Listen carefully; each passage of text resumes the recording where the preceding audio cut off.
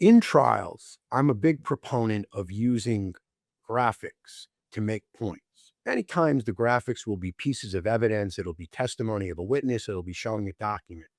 But I also like to use demonstratives to really drive home a point. So in a case I litigated a few years ago, there was a very long history of facts, and the facts were all over the place. And in my closing argument, I went through about 50 different slides showing pieces of evidence. And the last slide had a picture of a man's suit hanging on a hanger. And I looked at the arbitrators and I said, you're probably wondering, why is Carlinsky showing me a suit?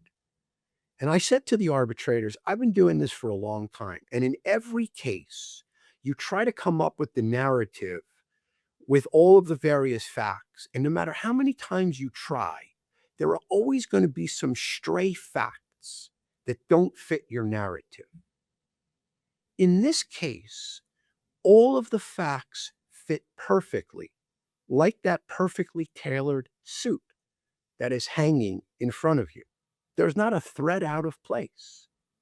And I saw big smiles from the arbitrator's face. And I said, and now let's talk about the other side's case.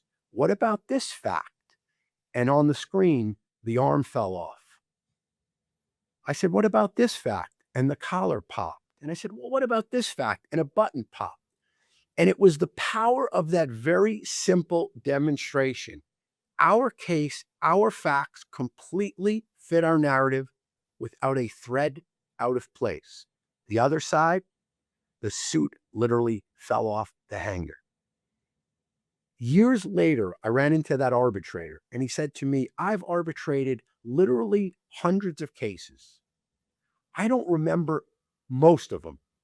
One thing I remember was that last slide you had in your closing deck with the man's suit hanging on the hanger.